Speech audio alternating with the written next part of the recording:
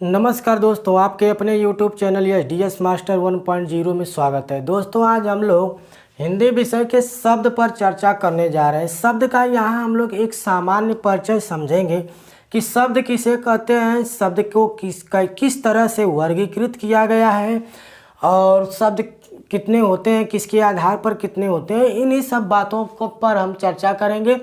फिर इसके बाद नेक्स्ट वीडियो में अलग अलग वीडियो में एक एक शब्दों के बारे में चर्चा किया जाएगा। तो दोस्तों यदि यह वीडियो आपको अच्छा लगेगा तो लाइक करना, चैनल को सब्सक्राइब करना तथा अपने मित्रों को भी शेयर करना। आइए हम लोग शुरुआत करते हैं। देखिए शब्द, सब कुछ शब्द का कमाल है। क्या सब कुछ शब्द का ही कमाल होता है। आपके पास अच्छे अच्छे शब्द हैं तो आप जो है किसी भी समाज में घुल मिल सकते हैं। यदि आपके पास शब्द भंडार की कमी है तो आप जो इसी तरह से इधर उधर भटकते रहते हैं या कुछ लोग बात करते हैं, आप उसमें शामिल नहीं हो पाते हैं क्योंकि आपके अंदर शब्द भंडार की क्या होती है, कमी होती है। ये सब बातें खैर हम छोड़ते हैं, हम लोग आते हैं केवल शब्द पर। ये किसे शब्द कहते हैं समझिएगा। जब दो या दो से अधिक वर्णों को मिलाते हैं तो उसका कुछ न कुछ सार्थक अर्थ बनता है। जब उसका कुछ अर्थ निकलेगा तो उसी वर्णों के समूह को हम शब्द कहेंगे। देखिएगा, किसी भी दो या दो से वर्ण को मिलाने से किसी भी प्रकार के दो या दो से अधिक वर्णों को मिलाने से शब्द नहीं बनता है। शब्द जब उसी के सार्थक क्रम में मिलाते हैं, उसको इस तरह से मिलाते हैं कि उन वर्णों का कुछ अर्थ निकले, तभी हम उसे शब्द कहेंगे, अर्थात उसे शब्द नहीं कहेंगे। तो हम कह सकते हैं कि वर्णों के सार्थक समूह को हम क्या कहते हैं, शब्द कहते हैं। वर्णों के सार्थक समूह को शब्द कहते हैं। इस बात को आप याद रखेंगे कि शब्द किसे कहते हैं। अब देखिएगा, हम लोग शब्द का वर्गीकरण देखेंगे। तो शब्द दो प्रकार से होते हैं। मुख्य रूप से शब्द कितने प्रकार के, दो प्रकार की। एक तो होता है सार्थक शब्द। क्या होता है, सार्थक। और एक होगा निरर्थक। एक सार्थक शब्द होगा और एक निरर्थक शब्द होगा। जैसे विद्वान समझिएगा, जैसे कहते हैं, जैसे मान लीजिए रोटी, तो नहीं कहते हैं, इधर देखिए, जैसे बोलते हैं रोटी। अब कुछ लोग कहते हैं कि रोटी वोटी चाहिए, तो देखो रोटी को ओटी बोल दिए, तो ये क्या हो गया, निरर्थक हो गया। एक हम देखते हैं कपड़ा, एक कपड़ा है और ये क्या हो जाए, कपड़ा लत्ता। जैसे कहते हैं चाय वाय, तो चाय क्या है, सार्थक शब्द है, वाय क्या है, निरर्थक शब्द है। आप समझ रहे होंगे, मुझे उम्मीद है। अगला हम लोग देखेंगे, जैसे कुर्सी उर्सी बोल देते हैं, कुर्सी उर्सी। हाँ, कुर्सी उर्सी लाओ बैठने के लिए भाई, तो कुर्सी उर्सी बोल देते हैं। तो ये क्या है, निरर्थक है, और ये क्या है, सार्थक शब्द है। इसके कुछ न कुछ क्या होते हैं, अर्थ होते हैं। आइए हम लोग आगे चलते हैं, शब्दों का वर्गीकरण देखते हैं। अब देखिएगा, मैंने बताया कि शब्द दो भेद होते हैं। एक तो होता है सार्थक और एक क्या होता है, निरर्थक। क्या होता है, निरर्थक होता है। अब देखिएगा, सार्थक शब्दों को कई भागों में बांट देते हैं। देखिए, सार्थक शब्दों का हम वर्गीकरण करते हैं। सार्थक शब्दों का वर्गीकरण करते हैं। एक हम करते हैं उत्पत्ति, रचना या बनावट के आधार पर। किसके आधार पर, व्युत्पत्ति, रचना या बनावट के आधार पर। व्युत्पत्ति या रचना या इसी को क्या कहते हैं, बनावट के आधार पर। इस आधार पर दोस्तों शब्द तीन प्रकार के होते हैं। एक तो होता है रूढ़ि शब्द। क्या होता है, रूढ़ि शब्द। दूसरा होता है यौगिक और तीसरा होता है योग रूढ़ि। क्या होता है, योग रूढ़ि। तो आपसे पूछेगा कि व्युत्पत्ति, रचना या बनावट के आधार पर कितने शब्द होते हैं, तो बताएंगे तीन प्रकार के शब्द होते हैं। अगला विभाजन हम लोग देखेंगे उत्पत्ति के आधार पर। किसके आधार पर, उत्पत्ति के आधार पर। मित्रों, उत्पत्ति के आधार पर शब्दों को 5 भागों में बांटा जाता है, क्योंकि कुछ विद्वान जो है संकर शब्द को भी किस में ले लेते हैं, इसी में ले लेते हैं। तो हम लोग देखेंगे एक होता है देशज,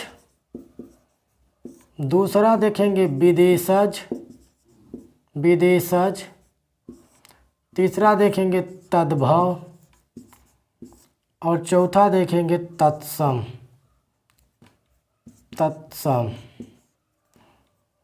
तद्भव तत्सम और तद्भव तत्सम और देशज और विदेशज, और एक हम लोग ले लेते हैं संकर। तो इस तरह से कुल कितने शब्द हो गए? 5। उत्पत्ति के आधार पर 5, व्युत्पत्ति या बनावट या रचना के आधार पर 3 भेद होते हैं। अब हम लोग देखेंगे शब्द शक्ति के आधार पर। किसके आधार पर? शब्द शक्ति के आधार पर, शब्द शक्ति। तो शब्द शक्ति के आधार पर हम लोगों को परीक्षा में क्वेश्चन नहीं बनते हैं, तो हम लोग इसको देख लेते हैं। शब्द शक्ति के आधार पर भी शब्द कितने भेद होते हैं? 3 प्रकार के शब्द होते हैं। जैसे हम लोग देखेंगे वाचक, लाक्षणिक और व्यंजना। कितने प्रकार के हो गए? 3 प्रकार के होते हैं, या इसे अभिधा, लक्षणा और व्यंजना भी कह देते हैं। अब हम लोग देखेंगे विकार के आधार पर। किसके आधार पर? विकार के आधार पर। तो यहीं लिख लेता हूँ विकार के आधार पर, विकार के आधार पर। अब ये विकार क्या होता है? अब इसको हम लोग समझेंगे। अच्छा, इसको मिटा देता हूँ। देखिए, विकार के आधार पर शब्द 2 प्रकार के होते हैं। विकार के आधार पर 2 प्रकार के होते हैं। एक तो होता है विकारी शब्द और एक होता है अविकारी। अविकारी या विकार कहते हैं, या इसी को बोलते हैं रूप परिवर्तन के आधार पर ना। या तो इसे रूप परिवर्तन या विकार के आधार पर कह सकते हैं, या हम कह सकते हैं विकार के आधार पर, या कह देंगे रूप परिवर्तन के आधार पर। क्योंकि कुछ ऐसे शब्द होते हैं जो लिंग वचन काल के अनुसार क्या हो जाते हैं? परिवर्तित हो जाते हैं, और कुछ ऐसे शब्द होते हैं जो लिंग वचन काल के आधार पर परिवर्तित नहीं होते हैं। तो जो परिवर्तित हो जाते हैं उसे हम क्या बोलते हैं? विकारी शब्द बोलते हैं। और जो लिंग वचन काल और कारक के आधार पर परिवर्तित नहीं होते हैं उसे हम क्या कहते हैं? अविकारी शब्द कहते हैं। तो विकारी शब्द कितने होते हैं? 4 होते हैं, और अविकारी भी कितने होते हैं? 4 ही होते हैं। अब देखिएगा, पहला हम लोग देखेंगे संज्ञा, दूसरा देखेंगे सर्वनाम, तीसरा देखेंगे विशेषण, विशेषण, और चौथा देखेंगे क्रिया। तो मित्रों, इस प्रकार से विकारी शब्द कितने हो गए? 4। अविकारी में हम लोग देखेंगे, तो अविकारी के अंतर्गत हम लोग देखेंगे तो पहला देखिए क्रिया विशेषण। ध्यान रखना, क्या रखना? ध्यान रखना है बुजुर्गों। क्रिया विशेषण, अगर क्रिया कहेगा तो विकारी और क्रिया विशेषण कहेगा तो अविकारी। क्या कहेंगे? अविकारी। अब दूसरा नंबर पर देखेंगे समुच्चय बोधक, समुच्चय बोधक, इसे अव्यय भी कहते हैं। ये अविकारी या इन्हीं शब्दों को हम क्या कहते हैं? अव्यय कहते हैं। अव्यय। अ का मतलब होता है नहीं, व्यय का मतलब खर्च, अर्थात जिनमें कोई परिवर्तन नहीं होता है, जिसका व्यय नहीं होता, उसे क्या कहते हैं? अव्यय कहते हैं। तीसरा नंबर पर हम लोग देखेंगे समुच्चय बोधक। इसके बाद देखेंगे संबंध बोधक। क्या बोलेंगे? संबंध बोधक। चौथा नंबर पर देखेंगे विस्मयादि बोधक, विस्मयादि बोधक, विस्मयादि बोधक। और दोस्तों, इसी में निपात को भी शामिल कर लेते हैं। किसको? निपात को। तो हम लोग निपात अव्यय या निपात शब्द को भी इसमें पढ़ेंगे अविकारी के अंतर्गत। अब देखिएगा, यहाँ से आप लोगों को पहले क्वेश्चन कैसे बनता है इस चीज़ को समझा देता हूँ। आपको पूछेगा कि व्युत्पत्ति के आधार पर शब्द के कितने भेद, रचना या बनावट के आधार पर शब्द के कितने भेद, तो कितना ठोकना है? 3 ठोक देना है। अगला देखिएगा, उत्पत्ति के आधार पर पूछेगा तो कितने बताएंगे? 5 बताएंगे। कितने बताएंगे? 5। और देसी विदेशी बता ही देंगे। और देसी विदेशी दोनों मिल जाए वो का बनी, क्या बने, संकर। क्या बनेगा, संकर बनेगा। और एक होता है तद्भव, एक होता है तत्सम। तो तद्भव क्या होता है और तत्सम क्या होता है। जो संस्कृत का मूल शब्द या जो मूल शब्द होते हैं वो तत्सम, और जिसमें काल के अनुसार परिवर्तन हो गया वो क्या होते हैं, तद्भव। हम लोग देखेंगे बाद में इसको। और मैंने बताया कि जो लिंग वचन काल के आधार पर परिवर्तित हो जाते हैं वो क्या होते हैं, विकारी शब्द कहलाते हैं। तो इसमें भी कैसे क्वेश्चन पूछेगा पहले समझिएगा। यहाँ 3 गो इसमें से देगा, 1 गो इसमें से डाल देगा। जैसे मान लीजिए दे दिया यहीं पर क्रिया विशेषण, क्या दे दिया, क्रिया विशेषण दे दिया। और पूछा कि निम्नलिखित में से कौन सा विकारी शब्द नहीं है, तो क्या लगाएंगे, क्रिया विशेषण। क्या लगा देंगे, क्रिया विशेषण।